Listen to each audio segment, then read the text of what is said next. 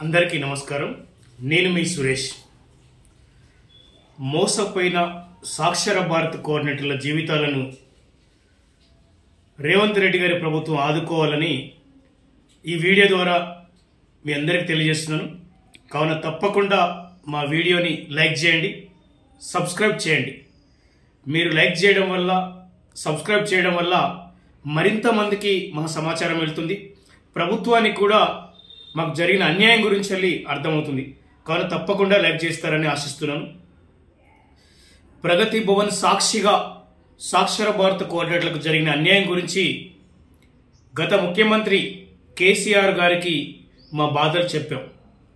మేము 2010 సంవత్సరంలో సాక్షర భారత్ గ్రామ మండల కోఆర్డినేటర్లుగా రిక్రూట్ అయిన మేము 2018లో కేంద్ర రాష్ట్ర ప్రభుత్వాలు అర్ధాంతరంగా నిధులు నిలిపివేశారు.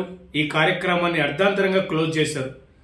దానివల్ల మన రాష్ట్ర వ్యాప్తంగా 17,864 మంది గ్రామ కోఆర్డినేటర్లు, ప్రతి మండలానికి ఒక ఎంసీఓ మండల కోఆర్డినేటర్, మేమందరం కూడా తీవ్ర నష్టపోయాం.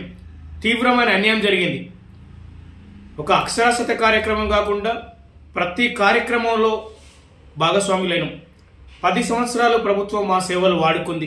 అన్ని కార్యక్రమంలో మా సేవలు వాడుకొని మమ్మల్ని గాలికి వదిలేశారు.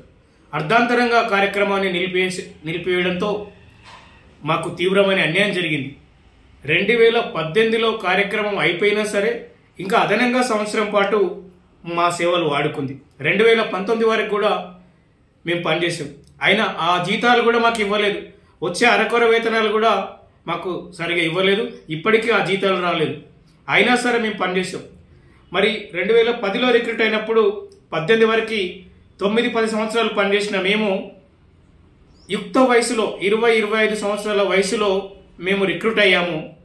10 సంవత్సరాలు ఈ కార్యక్రమంలో పనిచేసి మా జీవితం అంతా 10 సంవత్సరాలు సాక్షర భారత్లోనే సాగిపోయింది. మరి ఎలాగూ మేము ఒక కాంట్రాక్ట్ ఉద్యోగంలో ఉన్నామనే ఒక ఆశతోటి వేరే ఇతర ప్రభుత్వ ఉద్యోగాల కోసం మేము ఏ రోజు కూడా ప్రయత్నించలేదు. ఏ రోజు కూడా పరీక్షలు రాయలేదు. మరి ఇప్పుడు అర్ధాంతరంగా మా ఉద్యోగాలు కోల్పోయే పరిస్థితి వచ్చింది. ఉద్యోగాలు కోల్పోయినాం, రోడ్డున పడ్డాం. అప్పటి నుండి మేము ప్రభుత్వానికి అనేక సార్లు మొరబెట్టుకున్నాం. ఇప్పుడున్న పరిస్థితులలో, ఇప్పుడు పోటీ పరీక్షలలో, ఇప్పుడున్నటువంటి కాంపిటీషన్లో మా వయసు అయిపోయింది. మేము పోటీ పడే పరిస్థితి కూడా లేదు. ప్రగతి భవన్ సాక్షిగా కేసీఆర్ గారు మాట ఇచ్చి మర్చారు. నిజంగా ఆ సమయంలో మేము మా అంత అదృష్టవంతులు లేరనుకున్నాం. కానీ ప్రగతి భవన్ సాక్షిగా ఇచ్చిన మాట నీటి మూటలే అయిపోయింది. బీజేపీ మరియు బీఆర్ఎస్ ప్రభుత్వాలు ఎందుకు మమ్మల్ని గుర్తించలేదు? అటు గల్లీ నుంచి ఢిల్లీ వరకు కూడా కలిసినాం. ఢిల్లీలో కూడా పెద్దల్ని కలిసినాం, హెచ్ఆర్డీ మంత్రిని కలిసినాం. అయినా కూడా అక్కడి నుంచి కూడా మమ్మల్ని గుర్తించలేదు, ఇక్కడ గుర్తించలేదు. ఈ రెండు ప్రభుత్వాలు ఎందుకు గుర్తించట్లేదని చెప్పి మేము తీవ్ర అన్యాయానికి గురయ్యామనే విషయాన్ని ప్రభుత్వాల దృష్టికి తీసుకెళ్ళినప్పుడు మాకు ఫైనల్గా అర్థమైంది ఏంటంటే, ఈ సాక్షర భారత్ అనే కార్యక్రమం కాంగ్రెస్ పార్టీ ప్రవేశపెట్టిన కార్యక్రమం. ఈ కాంగ్రెస్ పెట్టిన కార్యక్రమంలో వీళ్ళందరూ కాంగ్రెస్ వాళ్ళే అనే ఒక అపోహతోటే మాకు న్యాయం చేయలేదేమో అనిపించింది. మరి కాంగ్రెస్ పార్టీ పెట్టిన ఈ కార్యక్రమం మళ్ళీ తెలంగాణ రాష్ట్రంలో కాంగ్రెస్ పార్టీ ఇప్పుడు అధికారంలో ఉంది. ప్రత్యక్షంగా రేవంత్ రెడ్డి గారు అప్పటి పిసిసి అధ్యక్షులుగా ఉన్నారు. వారు అనేక సార్లు మేము కలిసి మా బాధలు చెప్పాం.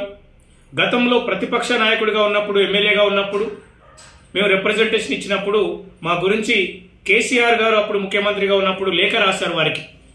సాక్షర భారత్ కోఆర్డినేటర్లకు అన్యాయం జరిగింది, వీరి వేతనాలు పెంచండి, వీరికి ఉద్యోగ భద్రత కల్పించండి అని చెప్పి లేఖ రాశారు.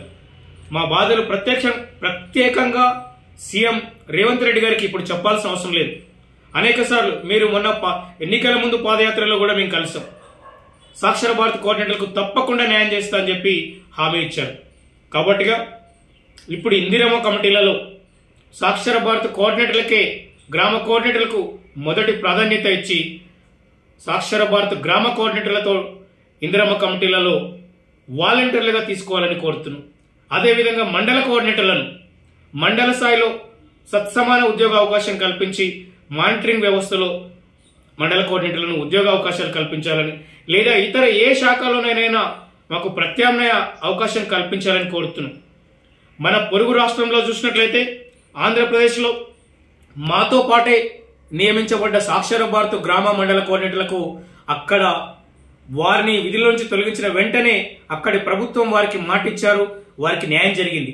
మరి సాక్షర భారత్ కోఆర్డినేటర్లు తెలంగాణ బిడ్డలం, తెలంగాణ రాష్ట్రం కోసం కొట్లాడిన వాళ్ళం, ప్రత్యేక తెలంగాణ ఉద్యమంలో పాల్గొన్న వాళ్ళం, అన్ని రాష్ట్రాల కంటే మోడల్గా చెప్పుకుంటున్న మన రాష్ట్రంలో ఇన్ని వేల కుటుంబాలకు అన్యాయం జరిగితే ఏ రాజకీయ పార్టీ కూడా కనీసం కన్నెత్తి చూడడం లేదు.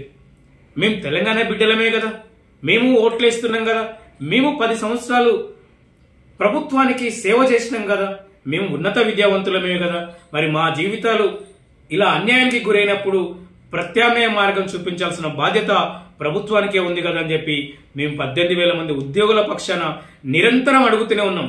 కాబట్టి రేవంత్ రెడ్డి గారు ఇప్పటికైనా మా సాక్షర భారత్ ఉద్యోగులను మీరైనా న్యాయం చేయాలి. గత ప్రభుత్వాలు ఎలాగో మాకు న్యాయం చేయలేదు. అన్ని బాధలు తెలిసిన మీరైనా మాకు న్యాయం చేసి మాకు ప్రత్యామ్నాయ మార్గం చూపించి వాలంటీర్ వ్యవస్థలోనైనా ఇంకా ఇతర ఏ ఉద్యోగాలైనా మాకు ప్రత్యామ్నాయ అవకాశం కల్పించాలని సాక్షర భారత్ అందరి కుటుంబాల పక్షాన మిమ్మల్ని వేడుకుంటున్నాం.